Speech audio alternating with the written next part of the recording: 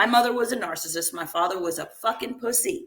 Did not wow. stand up for us, did not protect us, just threw us to the wolves. And the wolf happened to be my fucking mother, who was the most destructive. And so I'm going to jumble a whole bunch of stuff in here. You were talking about abuse. What a lot of people don't understand is emotional abuse and emotional neglect are more harmful than physical and sexual abuse. And that blows a lot of people away. If you've never read the studies, and if you don't know mental health, you would assume that it's sexual abuse and it's physical abuse. No. It's not being cared for. It's not being looked in the eye. It's as things are happening around you, people aren't paying attention to how it affects you. They don't give a shit how anything affects you. Right. And so then that can bring about this hyper confidence, hyper vigilance. I got it all. Hyper independence. I got it. I don't need no man.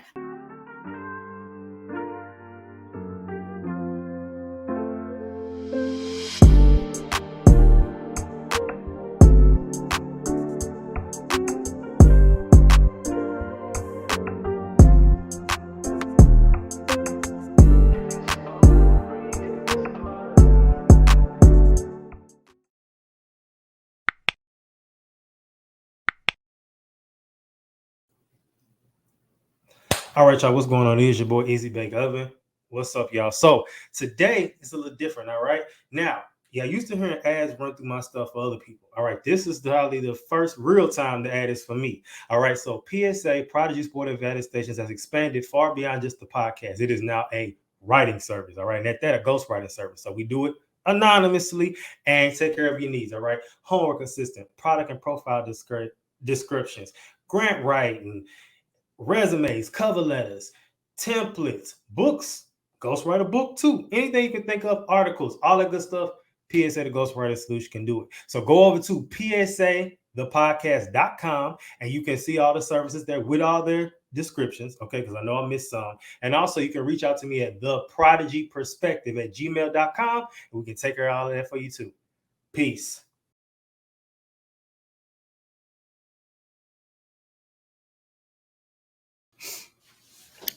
Hey everybody. Yeah, another track, another week. Trudging through Industry Plant here.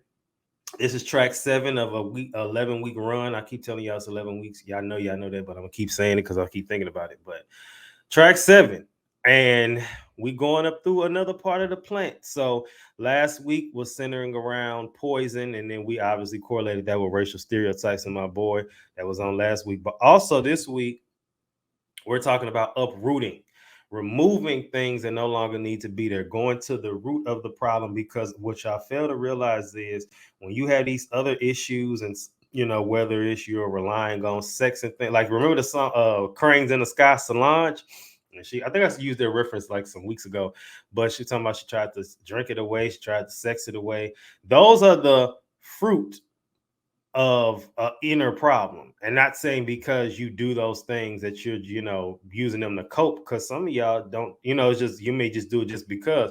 But a lot of times when it's something you're relying on, it's typically a problem somewhere. But before I get too ahead of myself, because this one's going to be a good one, I know that, let's get into this week's meme. So this week's meme reads, when life hands you uproots and makes sure to plant new seeds and hope they don't grow into problem trees. All right. So inspiration comes from this week, comes from my girl on YouTube. I'll keep up with her, Shantia J. She's inspirational, motivational speaker, biblically based though, as far as her reasonings and logics. But she talked about before you can plant anew, you have to uproot what's already there. She made a comment like that on YouTube yesterday, and I like that. And then a quote by Simone Weil, it says, uprooting is by far the most dangerous of the ills of human society, for it perpetuates itself. So don't let that go over your head. And I'm going to try to get deeper into that later, because when I first heard it, I was kind of confused too. But then when I actually tried to break it down and get a better understanding, it made more sense. All right, y'all. So let's get into the next segment, which is happy hour. All right. So now, just kind of going off of what's going on right now, I think that this episode is a perfect time. Weeks ago this season, we talked about, not falling into parental not views, but expectations, and not letting your parents live through you as far as your life. But, which I think is going to come up again today in some crazy way, just a good hunch, I think. But what I can say is what's going on right now. I think that we have to figure out, how people will say stuff like, oh, this running my family. And a lot of times it don't necessarily have to. So for example, I look at like when people say diabetes running my family, they've kind of dispelled that myth now for a while ago, where they say stuff like, it's generational. Those are generational patterns. That's not necessarily a curse. Like diabetes only running your family because y'all eating the same stuff. Because if you go, and I don't believe everybody has to go vegan, but I do know if you go raw vegan, especially once the stuff then, of course, then turned into the cancer full blown and all that other stuff, then yeah. But I've been actually trying this thing. I've been keeping up with like this fasting thing. And this lady I follow, she does it once a week, once a month. It'd be like the raw fast first 3 days. I even think just doing that every year, every month, just that alone will be like a little healthy reset. So I wouldn't have to get to the extreme. But I want y'all to hold me accountable because I do at some point want to move from 3, even once I do stop keeping up with Tiffany's fast, I want to get to the point where I do 5 days. And then at some point in my life, I want to do a 7-day raw fast a month. Like, do you know how my organs will probably be like crying tears of joy, like excited? You know what I mean? So I want to get to that at some point, but summer is pretty much over. And a lot of us didn't get a chance to unbig our backs. I had some tips for y'all. Brought on the experts to help out. If it didn't work for you, don't say I'm gonna wait till next summer. That's a cop out. Get fine for the fall. Fine fall. You know what I mean? And that's a few weeks away. So hopefully y'all can take that into account. I don't believe we need to wait for summer, but you do know summer bodies are made in the winter. So as we getting ourselves together, all of us, just keep that in mind. Don't think you have to wait till next year to fix it. Because I hate that logic of, oh, let me get my summer body together. And then 2 weeks before summer, like, what we doing? But if you do it in the fall or winter, you might, you got a chance. And some of you, like I said, some people don't even want a full body transformation. Some people just want to lose like 10 pounds, which to me is still good too, because 10 pounds, it's going to be noticeable. Well, for the most of us, it's going to be noticeable. Now, I will say with that, don't get to the point where it's like an addiction, because sometimes, and that's when body dysmorphia comes in, and we need to talk about that soon. Hopefully we can get to that this season, because sometimes it'll be like 10 more, I just want to lose 10 more, 10 more, 10 more, and then you just, just a shell. And I don't want that to be the case either, because a lot of times people, it's crazy how people see themselves, you know what I'm saying? Like how I think of, remember that movie Shallow Hal? And then he was seeing her one way. He was thinking she was this skinny and then was confused. She was a lot bigger, but in his mind, she was real skinny. I forgot. I haven't seen the movie in a long time, so I forgot like what was the end result and like what was going on with him. I don't know if it was some drugs or something, because drugs be drugging. But I don't know. I don't know if it's that heavy, but I mean, it just depends really. So I don't want to dwell too much on that. All I'm gonna say is, for those of us who've been putting the work in, whatever it's been, somebody sees it. Keep that in mind. It ain't just weight loss. Somebody, we see that. We see your blog. We see your podcast. We see your TV show. We see all that. Somebody's watching. You'd be surprised who be studying you. You thinking I'm getting 5 views, but one of them views could be from somebody that could change your life. And they have that eye. They can see the potential in people. They feel like they probably like, oh, I can take this person and I can build them up. Now, if that also aligns with industry plant, because some people, I do feel like what we've been preaching on this series is how you being planted. I feel like God can plant you places too. Now, of course, you can get the industry behind you and plant you and Hey, they tell you go do this and you gonna go do it because you want some money. I'm not a fan of that, but I mean, people gonna do it, so that's your life. I'm not gonna do it, but people are doing anything for some money, which is something we also need to kind of pay attention to too, because I think that's weird. People who do anything for a dollar bill, like, and this is a nice segue because of the guest today, but like people will let people pay them to go fight people. They don't even have issues with them people, and they'll let somebody get them some money and like, oh, go start a fight with them. You the problem. And like I said earlier, you the problem, you the problem tree. So now we got to cut the whole tree down. All right, so y'all look, I've been rambling. That happy hour, it wasn't planned, but it's funny and it worked. So I didn't really plan much for this happy hour today. I couldn't think of nothing. So now let's get into some structure. So today I do have a guest. I'm excited about her because we have been, missing each other. This is some more Black Girl Magic, and I haven't had that many this season. Not on purpose, it just ain't been happening. But the ones that have been on have been definitely doing their thing. So let me go ahead and introduce her. What is going on? Hello, good morning. How is your morning going? It's good. It's good so far. I've had some hell to deal with my family over the last week, and I'm at the tail end of it, coming to the finish line. So I'm good. I'm good. Thank you. How's your morning going? It's good. It's hot. Houston is hot, and that my airhead kind of was acting like he wanted to go out, and I'm like, please don't do this. It happened one year. The air went out, and it was terrible. We was in the house just sweating, and my dad had went to go get one of those big old fans from Home Depot, and it helped a lot. But it wasn't the best. So we're gonna have some good conversation today. I already know, but for my visual people, not my visual, my audio people, excuse me, because they can't see you. Can you tell the people what's your name, where you're from, and where do you live? Absolutely. My name is Melody Murray. I'm a licensed marriage and family therapist. I live in Houston, Texas right now, although spent 20 years on the West Coast. I was in Los Angeles for several years as a reality TV producer and director. I did stand-up comedy, a whole bunch of stuff, moved to Seattle, and now I am back home. I'm in private practice where I see individual clients from the age of 15 all the way up, and also spent some time working in a hospital emergency room doing psych assessments. So when people were homicidal and suicidal, I would decide whether or not they could go home or if they needed to receive inpatient hospital psychiatric treatment.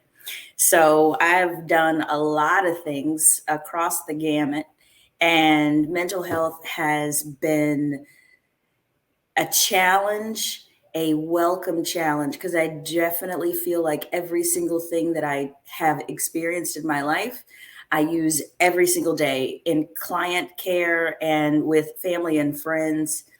I'm grateful for the trajectory that my career has taken over the years. Definitely, and then definitely a little round of applause. I have to put in the audio version, so I don't have it, but they'll hear the round of applause that I'm giving you. I think that's interesting because you are all over the place, but that's a good thing. And then as somebody into mental health, obviously, you talked about doing stand-up, which the funniest people have had the most mental, Yep. So I mean, we're gonna get into that. I want to touch on that later, but I think that's interesting because you think about the funniest person, they probably crazy. And we don't want to use crazy like a bad way. There's a lot of suicide in comedy. There's a Yeah. lot of suicide. There's a lot of depression.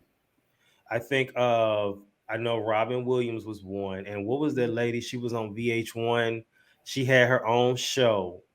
White lady. She had her own show. It was like a comedy sketch show. I can't remember her name. It's gonna come to me later. And she committed suicide. Nobody had a clue. And so that she was going through that. So that's just interesting stuff. So like I said, you got definitely an extensive background in a lot of different areas. So let's first start off with this. So you was the first in your family to graduate college and receive an advanced degree. So how have you leveraged education and your experiences to break the cycle of addiction and abuse that you witnessed growing up? It's hard. It's really hard. And I feel like My grandfather was an alcoholic. My mother was a drug addict. My sister is a drug addict. My nephew is an alcoholic. I feel my brother is an alcoholic.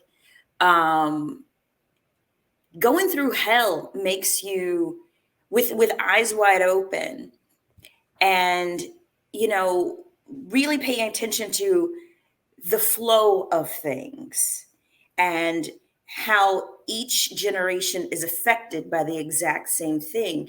And I felt it and realized it, but I think going into graduate school to become a therapist, that makes you look at things in a completely different way, in a more clinical way, which helps you not take things in so personally. Because whenever we take things in personally, we typically get defensive because we are triggered. And in graduate school, you absolutely get triggered, but you're learning these things, these theories, these modalities, these interventions. You're learning them in order to help someone else.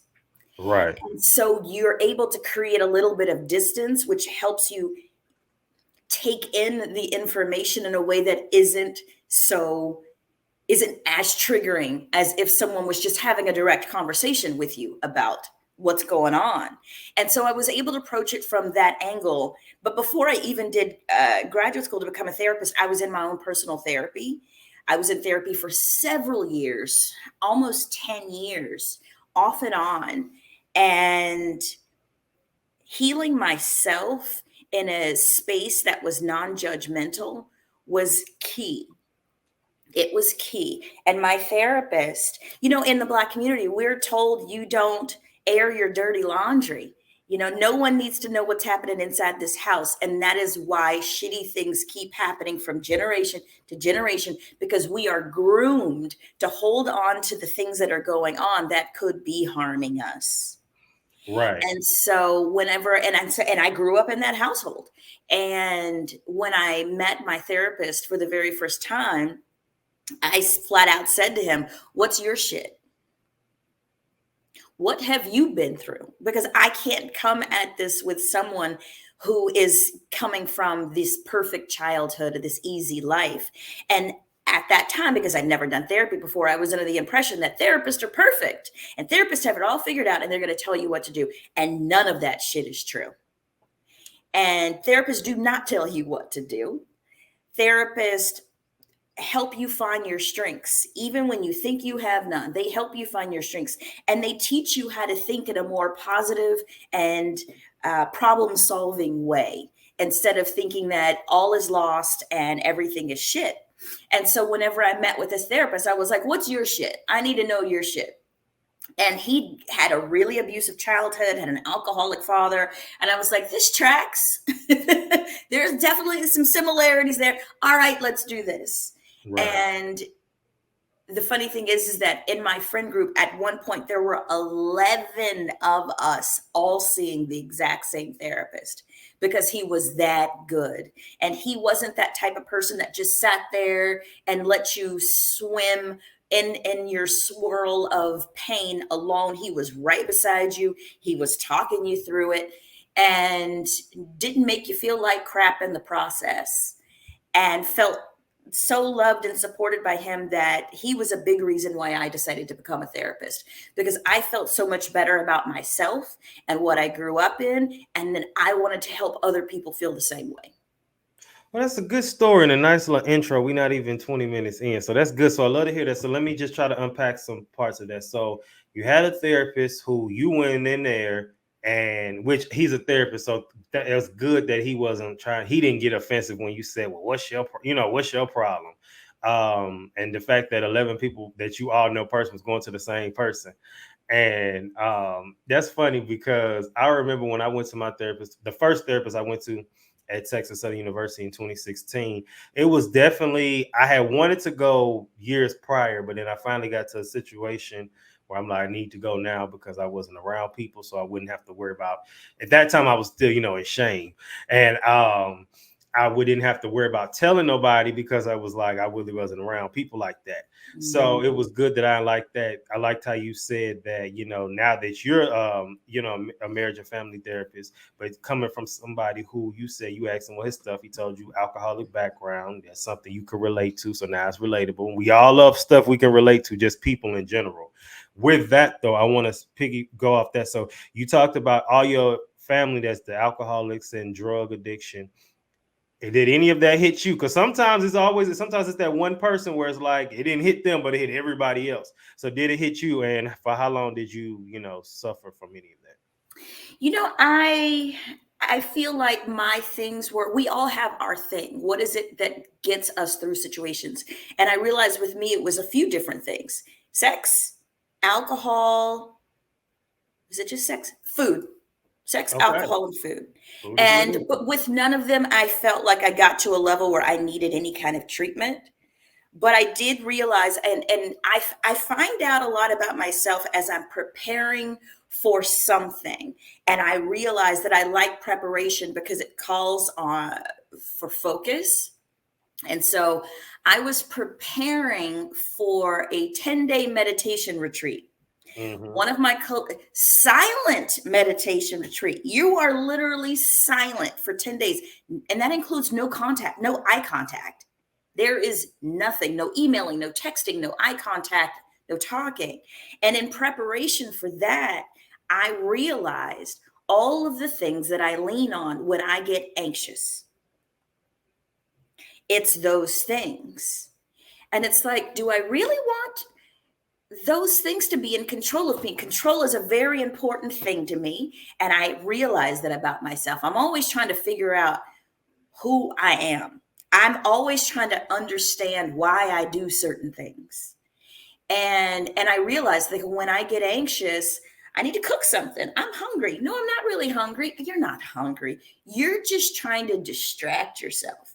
And it took me years to get to that point. You're trying to distract yourself with something that you're afraid of something. So therefore you're reaching for something to distract you. What are you afraid of? And it took me years to get to that space.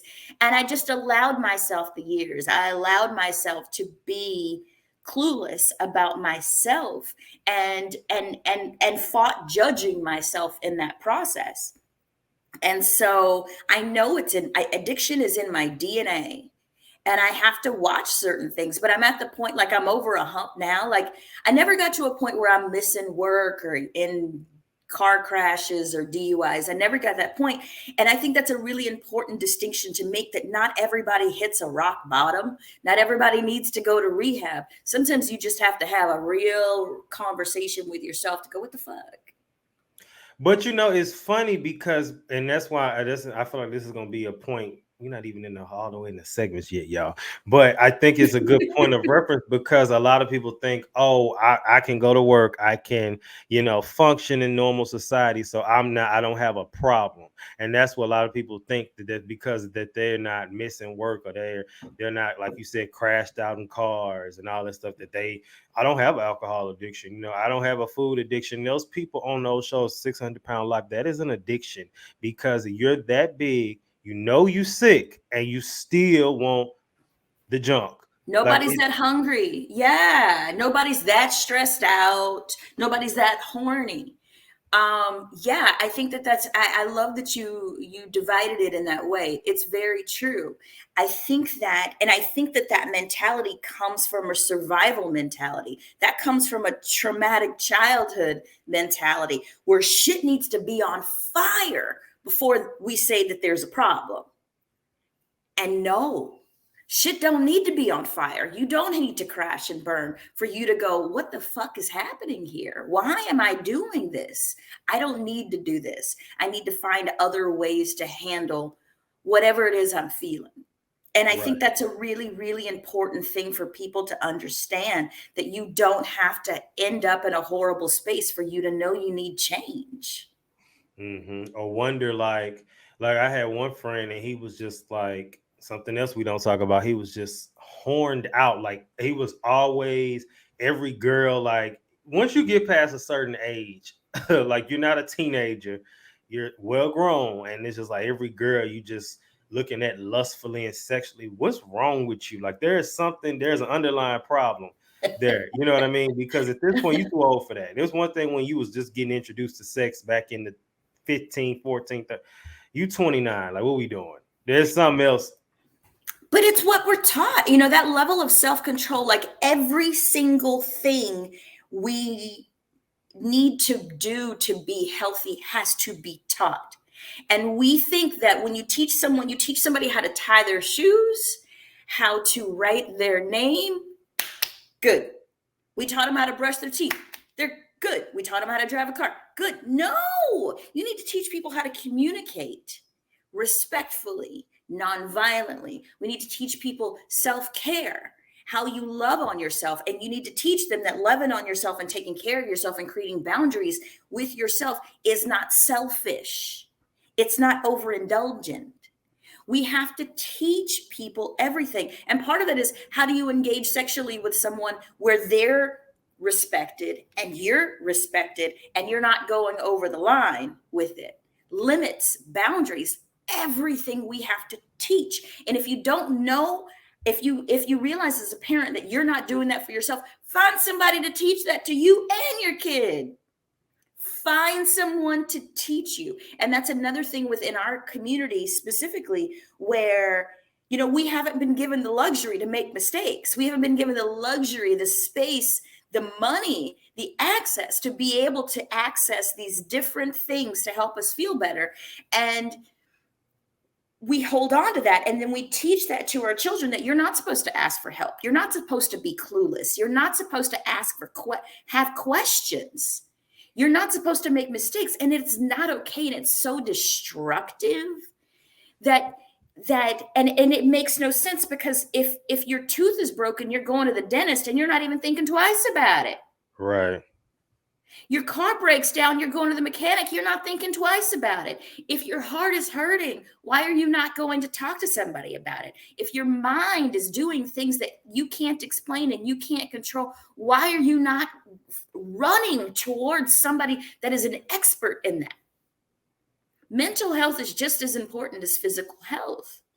And if you don't have mental health, you typically don't have physical health. Hello, you were just talking about obesity and diabetes. There's so much of that is connected to depression. It's connected to mental health issues. And if you're not taking care of yourself in an emotional way, your physical health shows that. You can see it in people's skin. You can see it in people's weight. You can see it in people's hair falling out. There's so much of a connection between the mental and the physical that we're not giving enough attention to.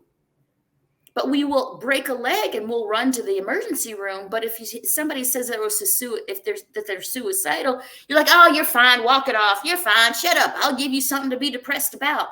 All that bullshit is dismissive and destructive and completely unnecessary. Absolutely. Absolutely. Okay, so y'all, we got to get to the other segments because there's a bunch of stuff I got to ask, but that was a great start. So now let's move into this. Okay, so I want to ask you a few things, few words and phrases. I want you to tell me no right or wrong answer. The first thing that comes to mind. You ready? Mm-hmm.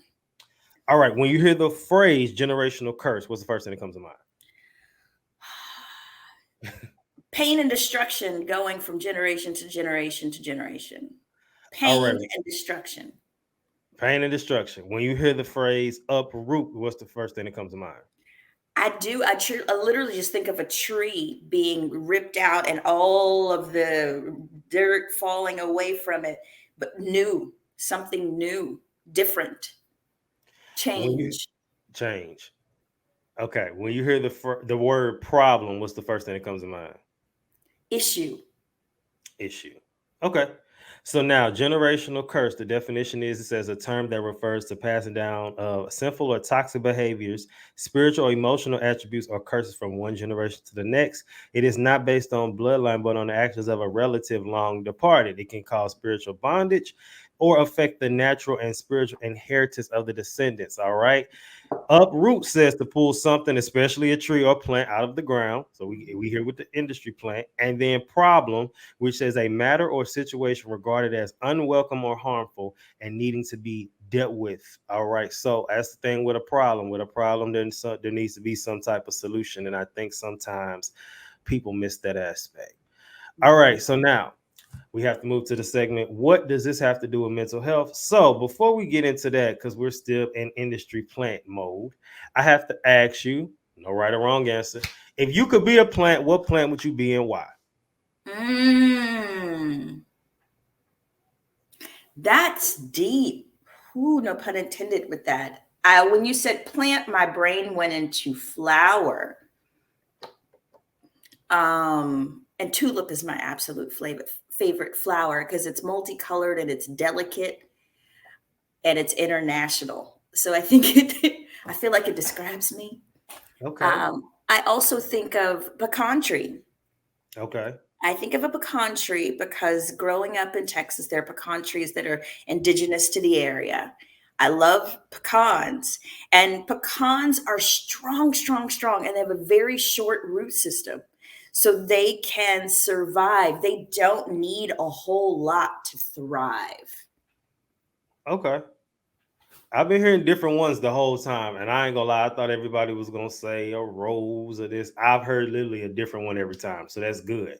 Cool. Okay, so now you have a unique perspective on mental health. You didn't work with a range of individuals from celebrities to the homeless population. So you international, you all over the place. So well, let me ask you this because I don't know if you get asked this a lot. What commonalities have you noticed across these diverse groups in terms of mental health struggles? And then what key insights have you drawn from these experiences? A few different things. Depression is prevalent amongst most people. People want to be seen and heard. That's what we're all seeking, is for someone to see us, recognize us, and hear what we have to say. And when we feel seen and feel heard, then we feel that we matter. Yeah. And that's extremely important, to matter. And that's at every single level. People want to be seen and heard. And normalization, I feel that my job as a therapist, most of what I do is normalizing a situation, which is, honey, you are not the only one going through this. I'm talking to other people. I'm hearing from other people. You're not alone in this. Right. And then validation, which is simply, that is bullshit. Mm-hmm. Yeah, that would make me mad too. That makes no sense. Normalization and validation is most of what I do as a therapist. And then I teach people how to think about things differently. I teach people what are the different tools that you can have to get through this situation that you're currently in and future situations that are similar. Right. Okay. Okay. So then that goes into my next motto, or the next question about your motto is the each one teach one. So how has that approach helped you with as far as like helping individuals retrain their brain in order to overcome, but overcome tragedy and like get the victory in a sense? Mm-hmm. Well, I feel that I am a representative of it, where I found my first therapist during a work lunch. It was the first day at a brand new job. I'm meeting all these people, and it always feels like first day of school. When it's the first day job, like, who am I going to eat lunch with, and who's going to talk to me, and who's going to be cool? And so me and two other ladies went to lunch together, and one of the women at the lunch, she said, and in just this haphazard, casual way, oh, my therapist, John Elliott, said blah, blah, blah, blah. And my brain went, what? This bitch go to therapy? What? This bitch crazy?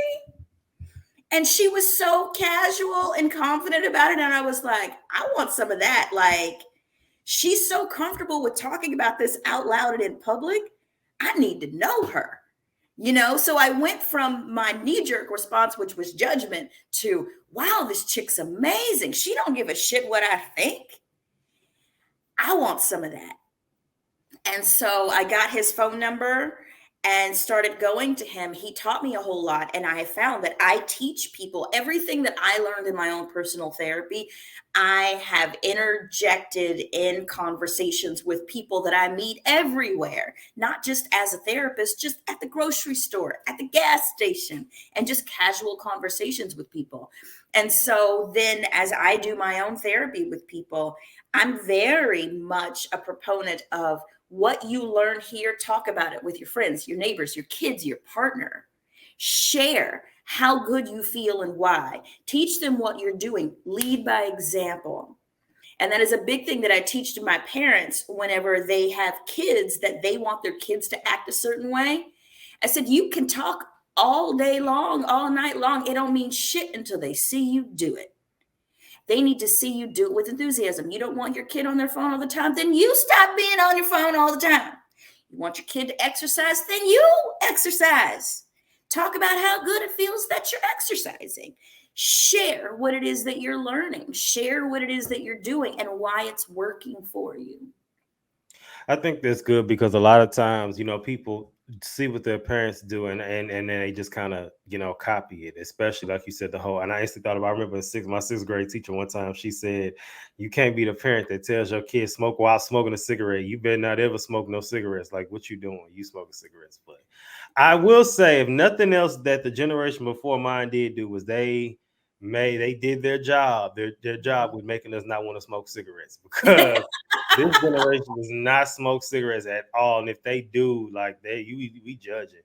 I got a cousin. I'll be like, what we doing? He younger Who's than me. smoking in 2023? Like, seriously. I'll be looking at him like, you smoke? What we doing? But I think that's a good point. And just about, let me ask you this, and this is going to blow probably the minds of my newer viewers because I haven't had this discussion, I don't believe, since season 4. Do you still currently have a therapist? Yes. Now, most people don't realize this. I learned this from a close friend of mine who was a therapist. Season 4, she said, if your therapist does not have a therapist, I wouldn't trust everything that they were saying. And I thought that was honey. Now, you don't need therapists all the time. Like, right. I go in and out of my life with therapists. Like, I have a therapist now, but hadn't had a therapist for the previous year. Yeah. But I've been in therapy off and on for 20 years at this point. Because life happens. And as a therapist, it doesn't mean I'm a fucking expert. As a therapist, it means that I know all the therapeutic modalities and I know all the ways to help people help themselves. It does not mean that I am living a perfect life. It does not mean that my family is perfect. And life be lifing. I can't be controlling the political climate, the weather, and how all this shit affects me. You can't control all that. And so I think that I would love to dispel that in everyone's mind so that they would go to therapy not thinking they're going to be judged, because that's the whole point of going to therapy. Is so that you're not judged. That therapist is a non-judgmental entity, unlike your friends, your neighbors, your parents. The therapist's job is, let's do this together. The therapist's job is to be your co-pilot and to help you figure out how to deal with the shit. And the therapist's job is to work themselves out of the job. I say that the very first time I meet all my clients is I'm working myself out of the job. You're not going to be seeing me forever. Yeah. You're not supposed to be. We'll work on what you're coming with me right here, right now. And then eventually you're going to be gone. But if some shit comes down and you don't have the tools to deal with it, or you just need to talk it out with somebody, call me. I get clients coming back and forth all the time. All the time. Yeah, and that's definitely something to keep in mind because, and I'm gonna say this because I got some stuff I gotta ask, but I say this because I do have those friends because I have different groups of friends, and I do have those friends who they may tune into the podcast, in and out because of course I add humor to it and I add relatability, so it's easy for people to get into. But everybody's not into mental health like that. It's just how it is. And I have a lot of my friends. One of my friends, I said I was going to. This was 2021. I told him I was going to a therapist, and he was like, "You going to a therapist?" Like he looked kind of like like. And then he kind of made as a Black man in America, you need therapy more than anybody. Yeah. And as a black, I mean, all black people that are born and raised in America, just living in the systems that were created to exclude us, to harm us, and how that has affected you. You should see somebody so that it doesn't keep affecting you, so that it doesn't hold you down, so it doesn't make you feel like you can't do certain things because of your station. Yeah. It's important. And like I said, even last week we're talking about racial stereotypes. It's interesting that, like I said, that episode is bleeding on this one, but it's just crazy how people still view their way, and how people are kind of, like I said, I'm not ashamed now. I don't care to talk about it, but some people will still be like, "Oh, I'm not doing that. I'm just fine." And I'll be like, "Are you?" No, You ain't just fine. right? You ain't just fine. When a cop passes by you on the freeway and you seize up, you ain't just fine. When you get passed over for the next promotion and you've been here years longer than the people that got it, you ain't just fine. When you go to the family reunion and you see that person across the table that molested you and everybody tells that you need to go hug Aunt so-and-so or Uncle so-and-so, you ain't just fucking fine. If that bothered it, no. You're not supposed to be fine. You're not. If there's some harm that has been done to you, how can you be fine? That's not natural. You need to go talk to somebody about that shit.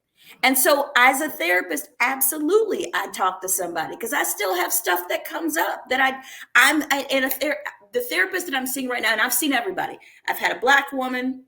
I'm with a black man right now. I had a white woman. I had a white man. It depends on what you're going through. You don't have to necessarily see somebody that looks like you. It helps. It does. It helps. But you don't have to. Right. That's the other thing. Because in certain locations, it's hard to find people that look like us. I was doing therapy in Washington State. It's hard to find people that look like us. So sometimes the only alternative is to find somebody from a different race. Yeah, definitely. So now let's talk about generational curses and how they affect our mental health. So I got some research. The first one, as she's already said probably 2-3 times now, depression, and then anxiety. Research from the National Institute of Mental Health suggests that individuals with a family history of depression or anxiety are more likely to develop these conditions. And then it says that a study published in the American Journal of Psychiatry found that children of depressed parents were 3 times more likely to develop depression or anxiety disorders. Generational curses and religious terms could be likened to these patterns of inherited mental health disorders. Then the second one, we talked about substance abuse. And the National Institute on Drug Abuse states that genetics accounts for about half of a person's likelihood to develop an addiction. I think that's interesting.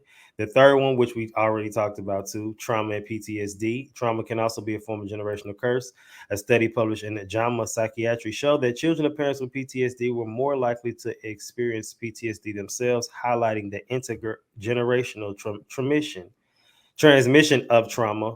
Then the fourth one, the cycle of abuse. Numerous studies, including one published in Child Abuse and Neglect, indicate the victims of childhood abuse are more likely to become abusers themselves, creating a generational cycle of abuse that can significantly impact mental health. So now, just those few, again, we've talked about them now we got the research to back it up, but we also talked about it from personal experiences. As me personally, somebody who's dealt with depression and anxiety, and not substance abuse. Don't get it twisted. The liquor have been licking a few times, but there wasn't really a drug on the drugs. I do know I had one side of the family that was really like, I hate to say it like this, but I'm funny, y'all. It was cracked out. It was, it was what it was. It is what it is. And I definitely can see, cycles of abuse continuing, and it's not always physical, although that's a big one. It can be verbal. So if you were verbally abused, emotionally abused, you can do that to not just your kids, but to the people around you. That's why you meet those people who is like, all my life I had to fight. Like, you hear about them, they old as dirt, still trying to fight people. I was about to post the other day, and I might post today. I was gonna get on my Instagram. I was like, y'all too old to be trying to still be fighting people. Throwing hands into your 60s and 70s. Come on now. Like, I'm gonna sign y'all up for some boxing or some, something you need to get out in a healthy way. Wheelchair boxing. Yeah. Crazy. So I think even with that, it just shows you that, these generational issues, If they're not deaded, they can continue. So with that, what does it mean, the phrase, the consequences of one's sins can be visited upon their descendants? What does that mean to you? Whew, that's another definition of generational trauma, and the curses that come from that. What you do not heal will repeat. Absolutely. What you do not heal will repeat. And I think that that's a really important thing. I talk about parenting because I every client I have is a child. Mm. Whether they're 15 or 55, they Oh are a wow. child of somebody's parenting. And what you do not heal, you will inflict on your own children, and it will last them a lifetime. So you have to pay attention to those things that harmed you, that hurt you when you were a kid, and heal that shit so you don't continue it on with your own children. I have a client, she's 56 years old. Her mother is a narcissist, and her father is a wimp. And it was like it just wimp of a man. And I relate to that because that was my mother. It's the same situation. My mother was a narcissist. My father was a fucking pussy. Oh Did not wow. stand up for us, did not protect us, just threw us to the wolves. And the wolf happened to be my fucking mother, who was the most destructive. And so I'm going to jumble a whole bunch of stuff in here. You were talking about abuse. What a lot of people don't understand is emotional abuse and emotional neglect are more harmful than physical and sexual abuse. And that blows a lot of people away. If you've never read the studies and if you don't know mental health, you would assume that it's sexual abuse and it's physical abuse. No. It's not being cared for. It's not being looked in the eye. It's as things are happening around you, people aren't paying attention to how it affects you. They don't give a shit how anything affects you. Right. And so then that can bring about this hyper confidence, hyper vigilance. I got it all, hyper independence. I got it. I got it. I don't need no man. That shit comes from emotional neglect. I don't need no woman. All women are bitches. All women, I don't need that. Yeah, you do. We all need each other. That's how the human race has continued, because people need each other to continue the human race. We do need each other. And you say those things because you've been hurt so much that it's easier to try to block that from your world so that you feel that you're not going to be hurt anymore. Yeah. But just getting nothing from a parent is the most harm you can get, because the parents, the people that bring us onto this planet, are the ones that are supposed to love us more than anybody and protect us more than anybody. And when that doesn't exist, you don't trust anybody, including yourself. Absolutely. And I it's just so crazy how like all of this is aligning. And even, I got to use my funny references too, but like even with like I think about when we talk about sometimes manipulation, sometimes parents can be. So I have a story. This one's a funny one, but like I remember learning how to tie my shoes. Y'all gotta listen. And my dad taught me how to tie my shoes, and he taught me. So he was teaching me how to tie my shoes, and I just couldn't get it. And he said something. It's funny now, but y'all gotta wait for punchline. It's funny now when he said, I remember, and I was so upset. He was like, "Well, we're not going to sleep till you learn how to tie your shoes," and I was so upset. But here's the plot twist. He's left-handed. I'm right-handed. So nobody, I'm like, all these adults and nobody caught that. Like, how you really, teach me how to tie my shoes left-handed. Of course, I'm not getting it. I'm right-handed. And so, like, that's funny now, but it was just like, I'm being bamboozled and I'm thinking I'm the problem. Mm-hmm. You the problem because you trying to teach me the left-handed way. My mama, what was you doing? And then trying to punish you for not figuring something out that would be that's impossible for you to figure out as a child. Yeah, that's some shit right there. So we've already talked about generational curses. As far as that, what you're aware of, I'm gonna name mine after you've named. So just kind of, we already went over hers, kind of. So she talked about substance abuse, and then We talked about substance abuse, addiction, and then what was the other one? Trauma, abuse, emotional neglect, PTSD, all of that has passed down in my family, and I'm vigilantly trying to stop it as much as I can, protecting myself in the process, but it's hard. And so with my family, I definitely, like I said, they had drugs on one side, real bad. I've seen, on another side, family that really just don't mess with each other, or, very like clicky. I've seen money. We don't talk about that. Poverty is an issue in family. Mhm. No matter how much money you get, you making more and more money. You still don't never had no money. Like that's that's a That's a curse. generational curse. Feast or famine Right. mentality. Mhm. Failure at the edge of breakthrough that's a curse. You think you buy always right there, and then something boom, it just get canceled. It's demonic. We need to get to that's not okay, people. We got to get to the root of these things. Mhm. And I'm reading this book. I wish I have it with me. I can't remember. I'm gonna put it in the bio. Y'all got to check it out. It's talking about some breaking covenant, demonic curses and covenants, and like just in general, and so many things. You wonder why you keep repeating it. Things keep repeating because it's stuff that you're doing. It's stuff that's going on behind the Ingrained scenes, in your DNA and you that have needs to no be clue. broken. Mhm. And you don't even know, and then and it gives you like some things you can repeat and prayers and things. So it's a good book, and I'm gonna put it in the bio for the episode. All right, so now let's move into our challenge that. So we kind of in this segment going against the grain in a sense, challenging some things. So we're challenging that. I gotta first ask you a question. So you told me that this conversation came at the perfect time. Tell me why.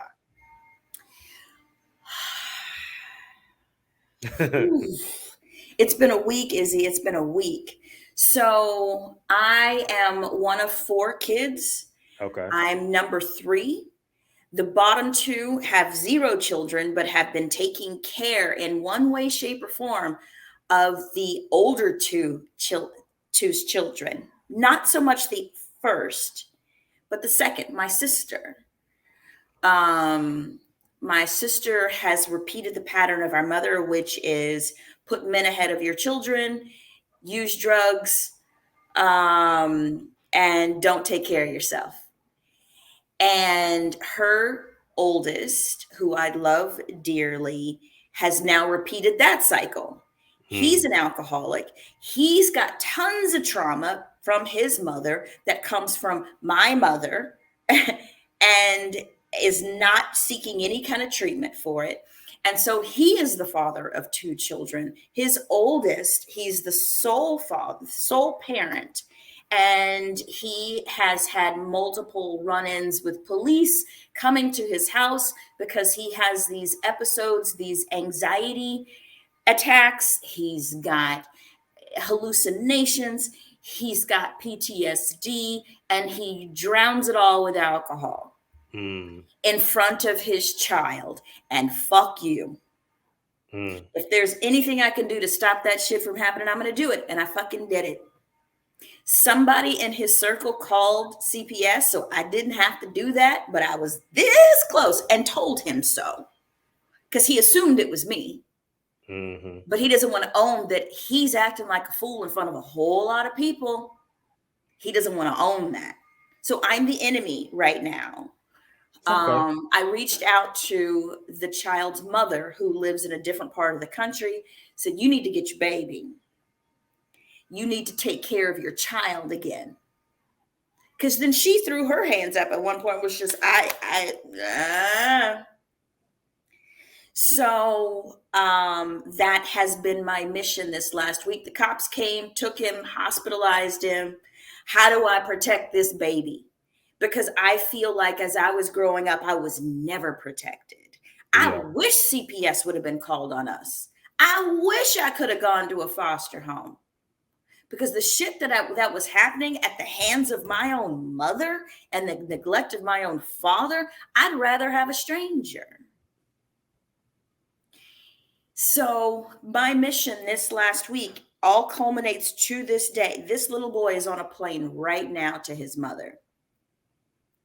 And it has been a battle.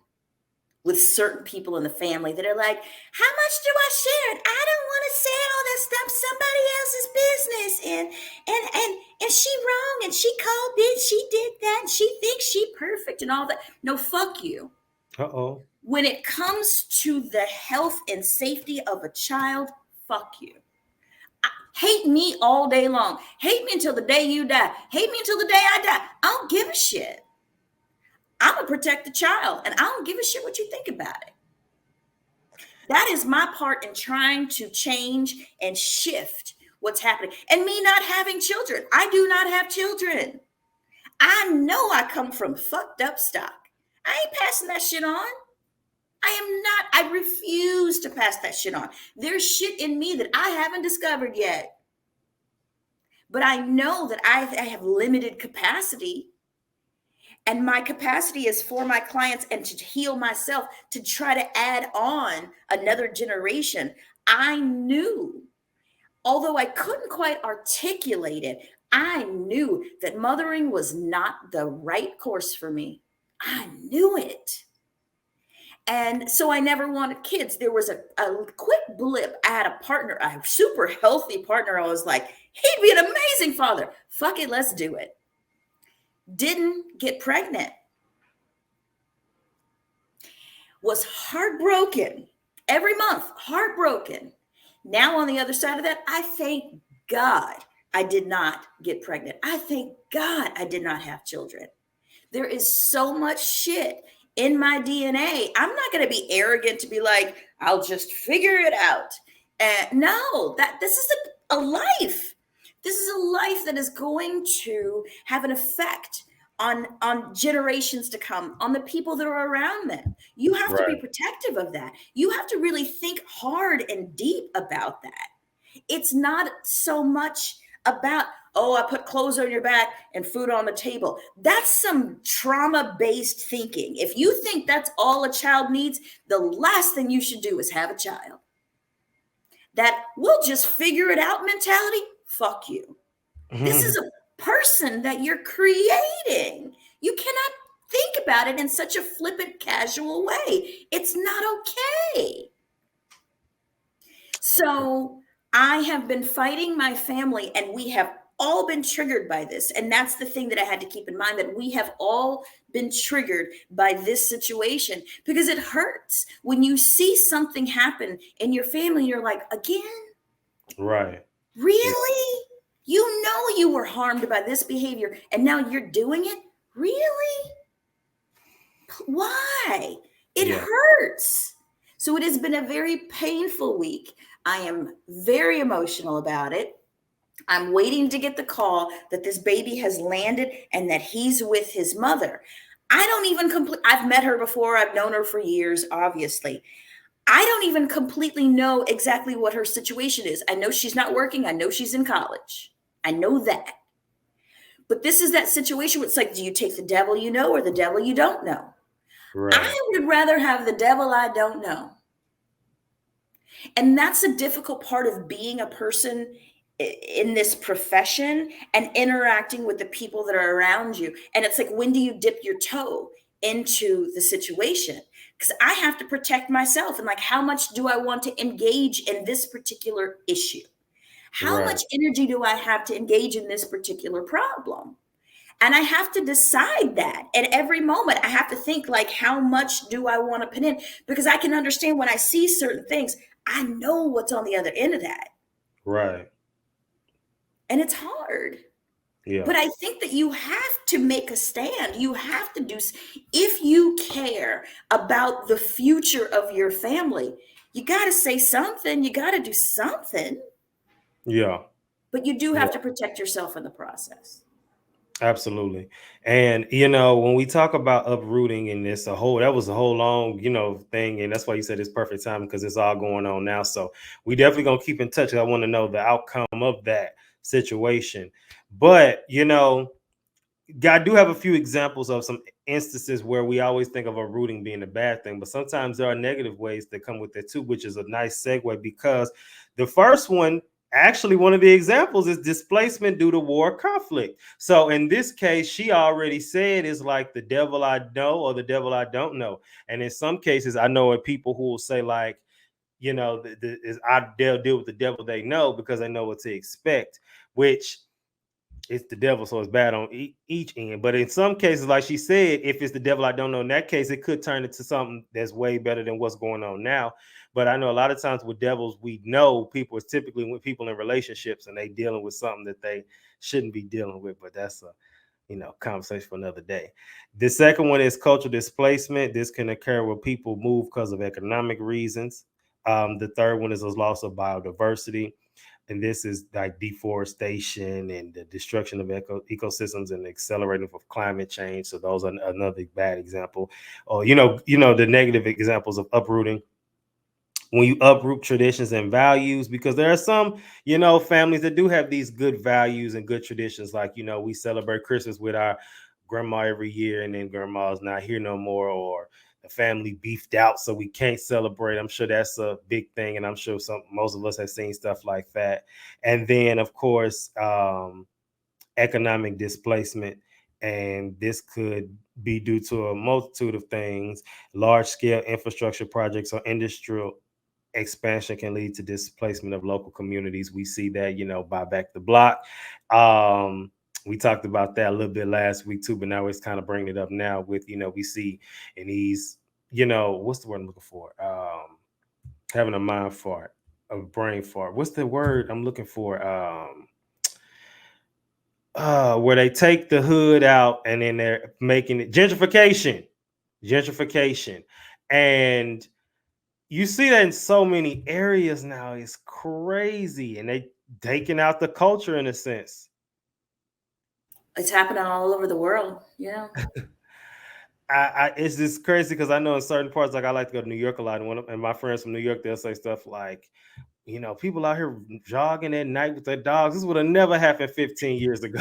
Third Ward. Yeah. Third Ward. One of my friends from California moved to Third Ward, which is primarily a Black neighborhood. And she's a white girl, moved to Third Ward. And the day she's moving in and her parents are helping her move in, and I'm standing in the front lawn, and there's white chicks walking their dogs and pushing a stroller. And I was like, white people.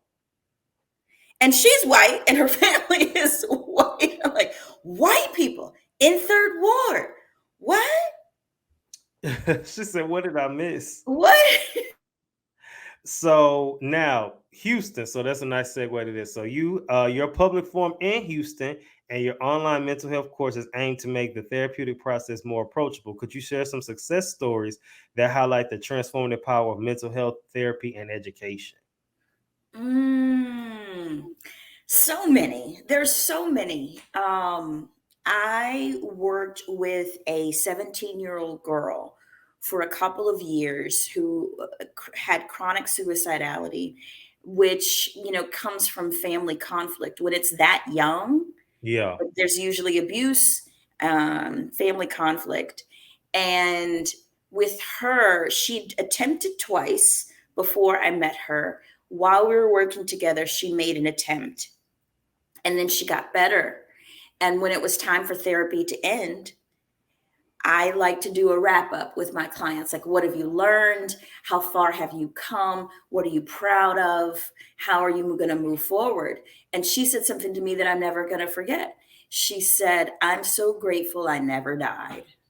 Oh, wow. That's beautiful, especially from somebody like myself who had those thoughts, and now I'm seeing for many, many, many years, and now I'm at a point in life where it's like, wow, like you feel that way. Like, I'm glad I didn't do that because it's so much that's happening that it's stuff I can't even wrap my mind around that's about to happen. So it's just like I'm so thankful that I didn't do that, and in that case, her going through that is unfortunate. But now that where she is now, she has the strategy, she has the tools for when she has kids, and maybe just her friends too, to where they don't have to do that or feel that way. So that goes into the next part where we, like I said, because we're in the challenge that segment. So we're challenging generational curses. So let's talk about generational blessings. So Proverbs 20:7 says, this verse speaks to the Blessings that righteous behavior can bring to one's children. The righteous lead blameless lives. Blessed are their children after them. Now, everyone is not meant to have kids. We know that. Mhm. And in some cases, I know I always meant to have them. I know it was told that, that kind of similar to your story, that they didn't want to have kids because they knew the way the world was going, and they like, I don't want to bring kids into that, and kind of similar with the family, all of that. I'm thankful that their desire was not granted, because I feel like I'm the person used to come up and break and all those traumas and things. And I'm gonna be the one used. And what's to say some of your nieces and nephews aren't gonna be those ones that come through and be that, because one of the stories actually reminds me of one of my friends who, she has a very traumatic family history, CPS, living in foster care, abuse, all this stuff. And she's doing so much that she could have never imagined. And she's actually pregnant now. So her and her husband. So I'm interested to see how that's going to be in the healthy traits and the healthy, things that they're going to put with their kids. So I'm interested to see that.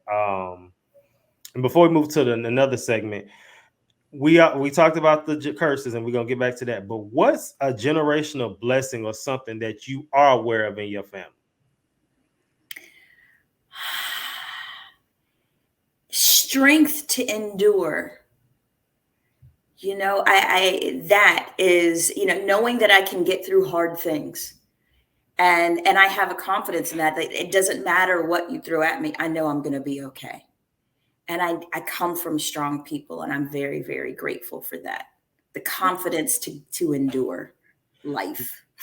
Right. I agree. I think that's one for mine, but another one I know for a fact is a blessing on my mom. So them people live forever, and they don't be sick or nothing either. They live forever. Like, we had one that lived 106, another one that lived to 96. My grandma's 88, Wow. healthy. Like, she have her aches and pains and stuff, but like not in her right mind. Like, so them people live forever. That's crazy to me. Mm-hmm. But it's a good crazy. See, we talked about earlier crazy and stuff.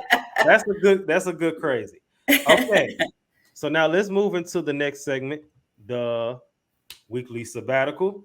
So now let's talk about you. Now this is where I get a little bit into the mess. So we're gonna end it off with the generational curse stuff, some good ways about that. But so now, you were a former stand-up comic and a reality television producer. So how have these unique experiences shaped your approach to therapy and mental health counseling? Great question. Great question. I believe that working in reality television attracts a certain type of person. I'm convinced that people that work in production, for the most part, come from traumatic childhoods because it's extremely stressful. And most people don't want to deal with unpredictability. And you have no idea what's going to come out of people's mouths. You have no idea what's going to trigger people. You have no idea, and you can't run. You have to stay, and you have to confront, and you have to deal with that. And I feel like, you have to be accustomed to some chaos to be able to do that. And so with mental health, you have no idea what people are going to say to you. You have no idea what story they're going to reveal. You don't know what their history is, and you can't run from that. They're asking you not to run. They're asking you not to be afraid. They're asking you to stay beside them. And I can do that. I can also see the funny in every situation. Same. That is something else that I have inherited within my family. We were at a funeral years ago. It was me and aunt and my grandparents, and we were cracking jokes at the funeral. We loved the person that died. We were grateful that he was no longer suffering, but we were cracking on people. We were having a damn good time. So I use that in my therapy. I use comedy. I use being fearless when it comes to difficult conversation. I use my own personal experiences, the things that I've seen, the things that I've endured in every single therapy session that I do. There is a part of me that is connected to my clients and comes from the past. And I have moments. Every single day, I have a moment where I'm talking to a client that's going through something, and I say, wow, That's why I experienced that shit. I'm not one of those people that says everything happens for a reason. I think that's a harmful statement. That I think it's a horrible thing to say to people, because there's some horrible, heinous things that happen to people that I don't think ever should. But I do believe that you can find lessons in all experiences. I do believe you can find silver linings in all experiences. And that is what I do. I bring all of me into every moment to help ease someone else's suffering. That is my goal. Okay, good stuff. And I like the humor thing because I can literally find a joke in everything. Like I remember one time, I said this on here before. My car had got it, they had got into my car and they stole my wallet. And I remember my wallet was gone. And I remember saying something like, I remember going to get things replaced.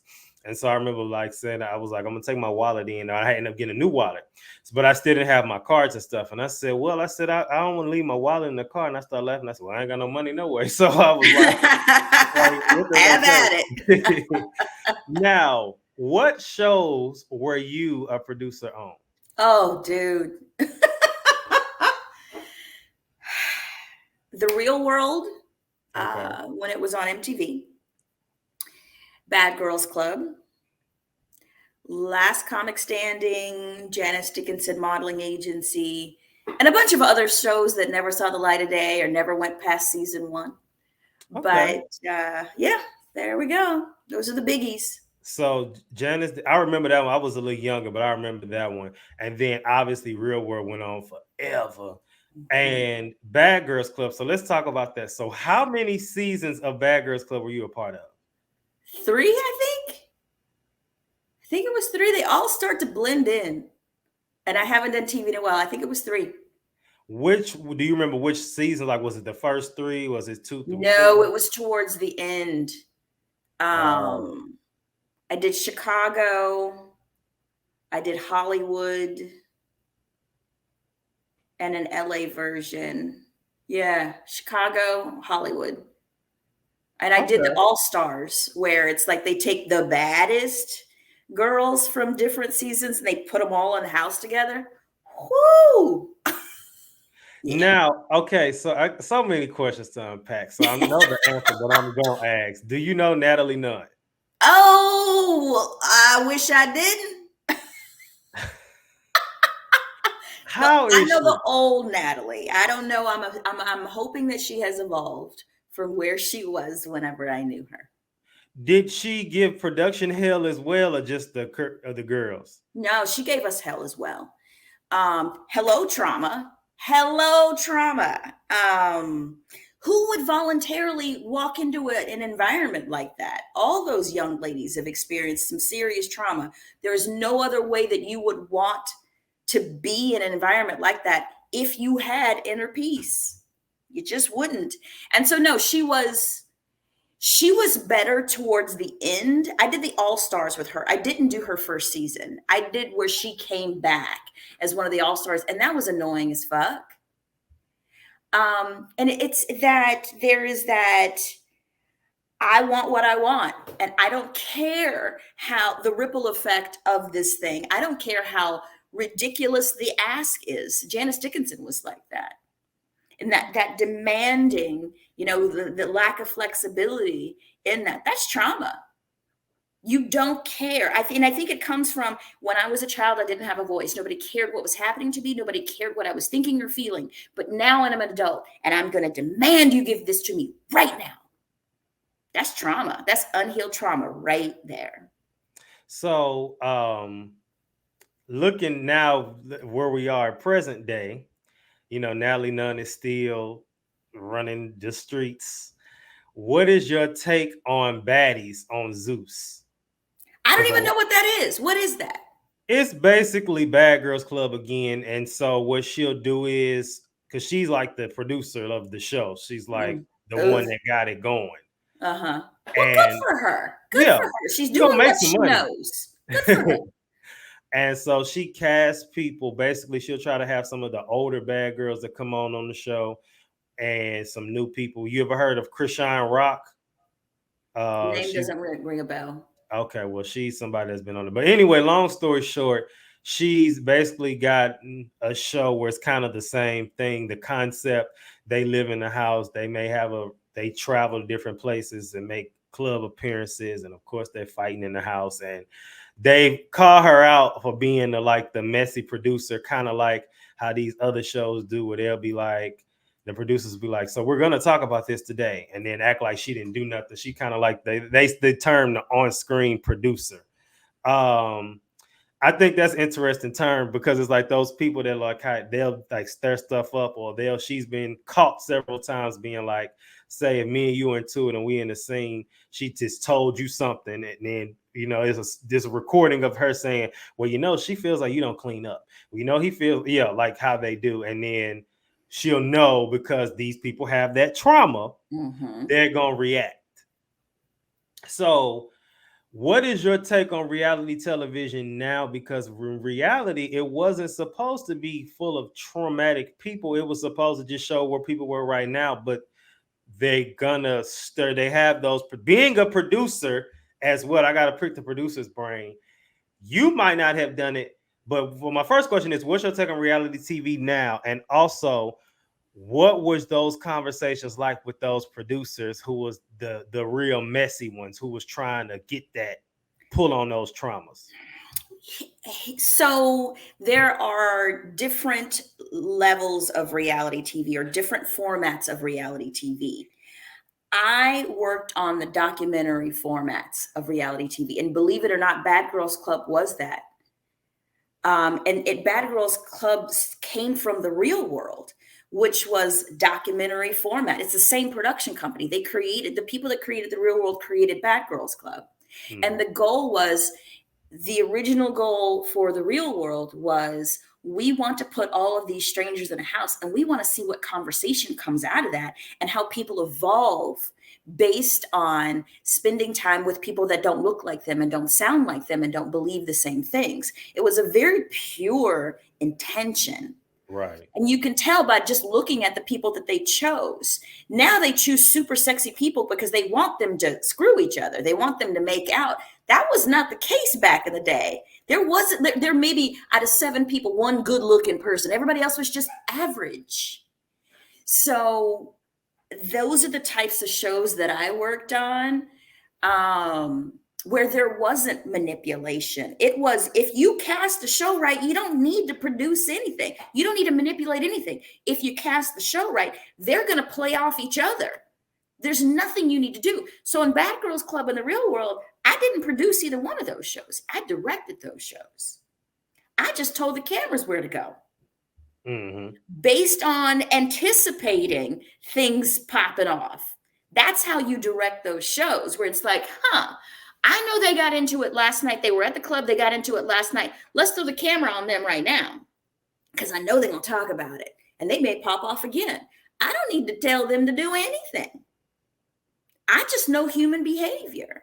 And so that's a really important distinction to make, is that these people are not being manipulated for the most part. They are being cast for who they are. And you just put a camera on them. Yeah, that's how it's supposed to be. I think I'm not a producer. Well, I am for my show, duh. But I think that I'm a great producer in my real life, because like I plan trips and I plan events, and I'm very big on people say, "Oh, invite this." Nah, that's not gonna be a good one because they're gonna be tripping. They're not gonna mesh well. That's producing, yes. I don't know. No, they can't go because they ain't gonna have no money. Or they no, fuck up the vibe. Right. We can come over. They can come over. Let's just keep it calm and cool, or like. Or if I feel like having a debate today, we're going to bring this one over here because I know she's going to find something to debate about. So I'm really big on that. And I see stuff people don't see. And so I think that that's good, because we've been talking about the whole episode about people who haven't felt heard and haven't felt seen. And so I think a lot of times when people feel like they know they've been seen, it makes them feel good. And unfortunately, I think that's what these producers play off of. Like, we can tell you ain't never been heard before. We finna give you a platform and fill you up and make you think that you, and really it's kind of like, what was that movie? It was a movie with Steve Carell and Octavia Spencer. And it was a group, this man brought together all these unique people, but they were weirdos. And then the joke of the movie, which they were saying in the movie, like, this is not a celebration. He's laughing at y'all. And that's unfortunately what I think reality TV has now become. Yes, you said a whole lot just then. I agree with you 100%. And I mean, just think about it in real life. When you see people that have a conflict, see how quickly they calm down when you go, "What's going on? Right. I want to hear what's on your mind." Nobody calms down when you say, "Calm down," because that's dismissive. That's still shutting somebody down. But if you just go, "Hey, what's happening?" People, like, you could have a bum on the street, a homeless person, psychotic, that is going off. And you go, "Hey, brother, what's happening? What you need?" Damn near an immediate de-escalation, because they know that they're going to be listened to. And it's such a simple thing that can make such a profound, difference in somebody's life. And I do feel that it's getting worse. We as the human race are devolving. We are devolving because I believe of social media and smartphones where people are less connected. I mean, houses aren't even built with porches anymore. People aren't connecting. So more and more narcissists are being created because people are being emotionally neglected from very early on. But we still seek out what we did not get early on. That's where people talk more about love languages now. Language. That book has been out been out for decades. Nobody talked about it at all. People talk about it now. Your love languages, there's 5 love languages, and it's a very simple quiz that you can Google online. And what it is that everybody possesses we have these 5 love languages, but the quiz ranks them because people are like, "I have all of them are my love languages." No shit, they're all everybody's. But you rank them, and that number 1 is the way that you receive love, and typically the way you give love. My number 1 love language is acts of service. I don't care what you say. What are you going to do? Yeah. That's all I need. Because as I grew up, I was constantly disappointed by people saying, "I'm going to do this and I'm going to do that for you. We're going to take care. We're going to do that." And nobody ever did shit. Yeah. So it is something that I have sought out my entire life. And so that's something to keep in mind when it comes to the love languages. It's like, what does that person want? Physical touch is your number 1 love language. You weren't hugged and kissed enough as a little boo. And so you've been seeking that out. Words of affirmation. People didn't tell you how valuable you were. And so you're still seeking that out. And so it's important to understand what your love language is so that you can explain it to the people around you so that you're not constantly frustrated or disappointed by the things that they aren't doing for you. You have to express it. Right. And say, "This is what I need to feel loved. This is how I see it. This is how I feel it." And say it. Do not ever put somebody in the position where you're expecting them to read your mind. And then play the victim because they didn't. That's manipulation. Yep. So we got to get into the ways of, for my people. So like some ways that they can't uproot or remove. But before that, I want to highlight you one more good time. So what we'd like to hear more about your book, Mourning the Living, When the Loved One You've Lost is Still Here. What inspired you to write it, and what key messages do you hope readers will take away from it? I wrote the book based on my relationship with my older sister, who is the mother of the nephew that I had to uproot his little boy. I've cried a lot. My sister was my protector growing up. When we grew up in a whole lot of trauma, she was basically my mother, and she was only 3 years older than me. She'd get me ready for school. She'd make me dinner at night because our mother was off doing whatever the hell she was doing. And so my sister was everything to me. She eventually shifted into that place where she wasn't taking care of herself. And I think that I think she just got the last trauma was like the trauma that broke her back. Mm-hmm. And she devolved. And she started doing everything that our mother did to us. She started doing that to her own children. And so I had to separate myself from this person I love so much. I had to create boundaries so that whenever we interacted, I wasn't harmed. And one of the boundaries eventually became, do not call me, do not contact me. I will never see you again. When you are healthy, I will be in your corner. But until then, no. And so the book is about how I had to manage all of my emotions and my memories and missing her. That's where the book started, with my relationship with my older sister. And in writing the book, I realized that I had to grieve both of my parents because they were not what they should have been. They weren't protective, they weren't safe, they weren't trustworthy. And so I realized that I had already set these boundaries up with both of my parents. So the whole book is broken down by chapter, and each chapter is a different relationship dynamic. So there's mother, father, children, partner, friends, and even yourself. And so there's stories where people have had to create boundaries with their parents, with their partners, with their children, with themselves, to try to grieve and keep going. And the last chapter is about our personal identity. So there are stories in there that are, I have a friend that is trans female, went from male to female. One friend who was an alcoholic became sober. One friend lost 200 pounds, and grieving who they used to be, but trying to forge forward with this new person. And even though this new space is healthier and I'm happier, that's who I used to be for the majority of my life. And there's still connection there. And so the book is about it. Each chapter opens with stories of people that are close to me, that I solicited stories from them and what they had to do in grieving their mother, father, parents, partners. And then I talk about clients and how I helped clients get through similar situations. And then I teach people, these are the things that you can do. These are the ways you may be feeling right now. And here's how you can get through it. So it teaches people how to grieve your dad that lives 3 blocks from you. And you're going to see him at the birthday party. You're going to see him at Christmas. But grieve in the sense that you're not constantly upset and feeling constantly disappointed because this person can't be what you need, can't be what you deserve. And typically we hold those moments until the person passes away. But we need to do it now so that you aren't in pain. We need to do it now. Absolutely. So finally, uprooting is another way to look at change or disruption. So got to keep it plant-based. This is moving to a new city, traumatic event.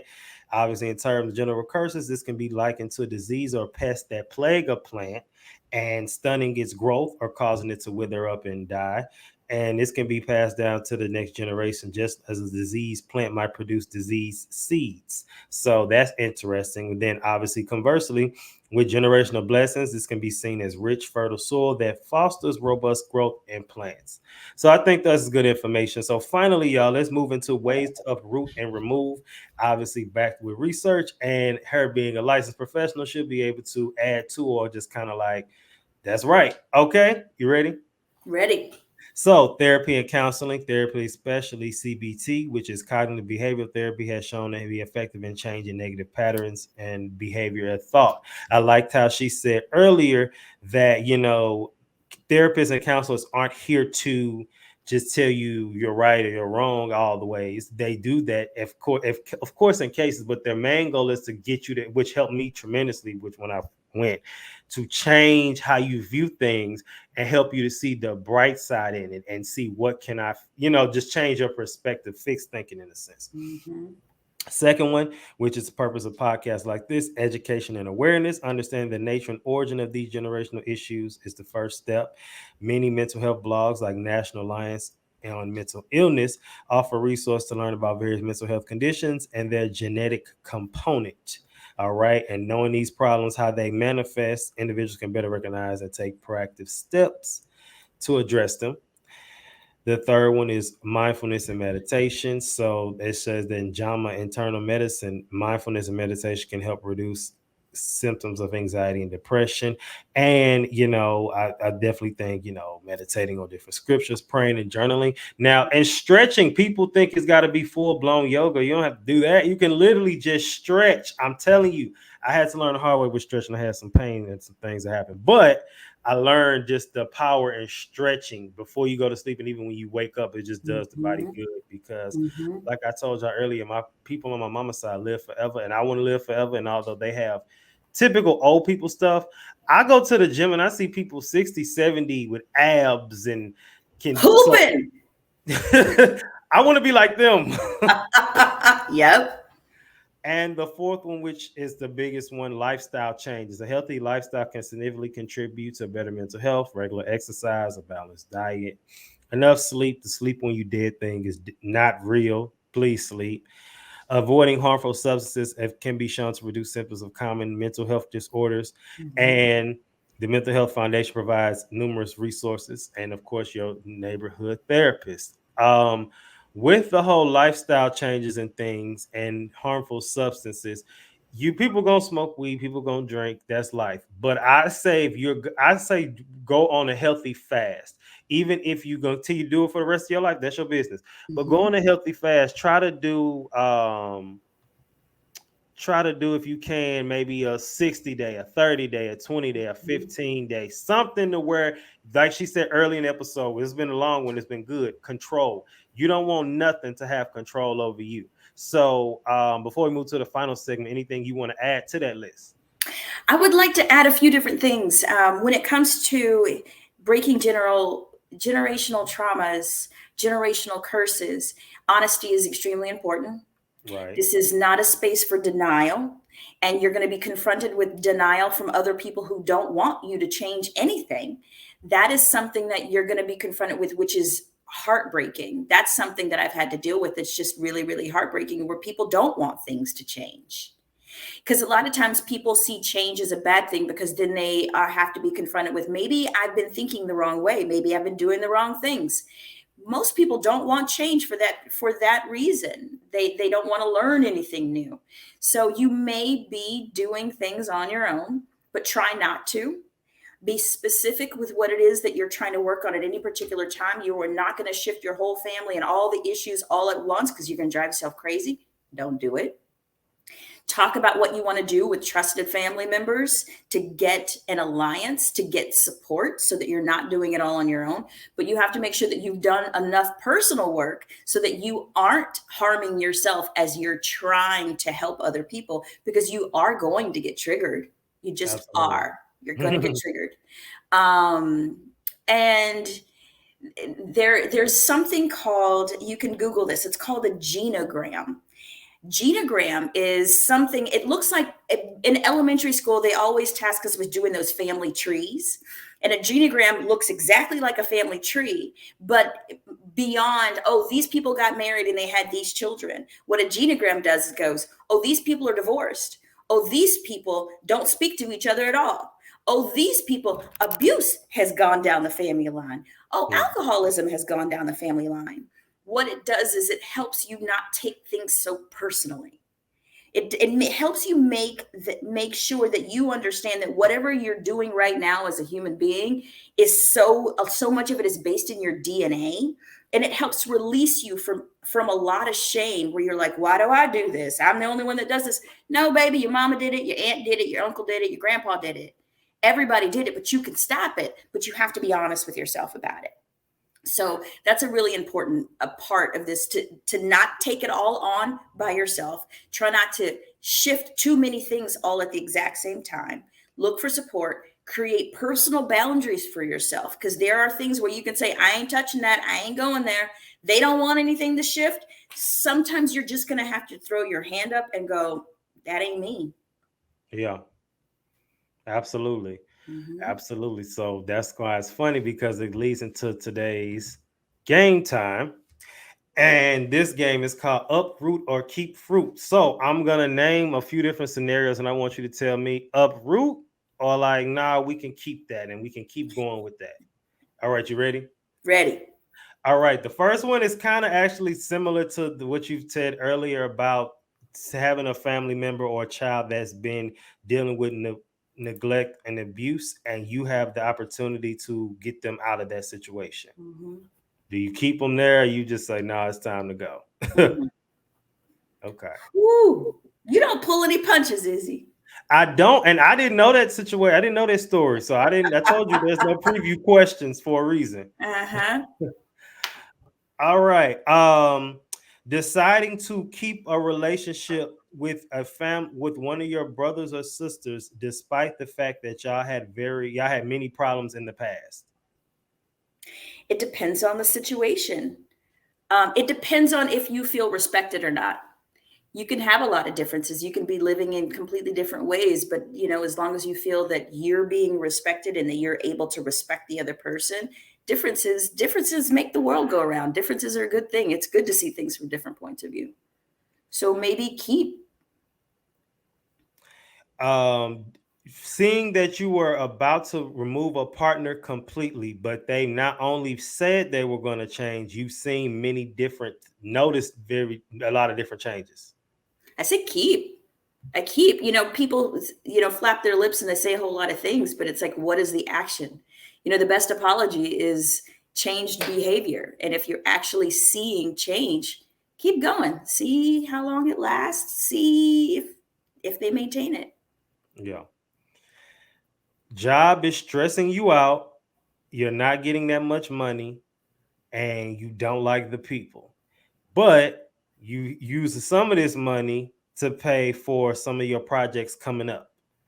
Do you uproot or keep fruit? I would say strategically uproot. Okay. You gotta pay bills, but if it's not serving you, you don't like the people, the energy that it gives you doesn't serve you, it doesn't help you, look for something else. Okay. All right. Good stuff. All right, y'all. So let's move into a question and challenge. And this, remember, make sure y'all answer this. Y'all get money. Okay. So let's shake things up a bit. Are there any aspects of your life right now that you like to pull up by the roots and toss out the window? What are they? Let me know. You can let me know on Instagram, TikTok, and get engaged so that y'all can, don't tell all your business to strangers on the internet. We talk about, you share stuff, but you got to be strategic with who you share it with, because they ruthless on the internet, especially people who don't have profile pics. For real. Keyboard commandos. Right. So before we go today, we had a long conversation. I think this is maybe the longest one thus far. We'll see what happens after this. Anything you want to add to before you have to go? I would add, I just reiterating what I've shared before, which is heal yourself. Be intentional about healing yourself so that you live the life that you want to live, so that you're as happy as you can be and as successful as you can be and healthy as you can be. And know that every move that you make to take care of yourself, the ripple effect on the planet, but starting with your friends and family, is huge and it's necessary. So be intentional about healing those things that you have ignored and push down. Lean into it so you can heal it so it doesn't have control. Absolutely. The name of the game is not to let things control you. Mm-hmm. All right, y'all. Next week's episode, we moving into track 8, which again we've been going through it pretty fast. Track 8 will center around flowering, and after we've uprooted, we're talking about blossoming, and we can talk about blooming. So we're not still quite at the producing the harvest stage or the full maturity level, but we are starting to see some progress as far as things starting to show themselves, and you can see what type of the result we're getting. All right. So thank you again for coming through. And next week we got another fire interview. P.S.A signing out. Always remember, keep your head up like your neck hurt. Remember who you are. Make your mind up. Don't let it make you. And I love us for real. Peace.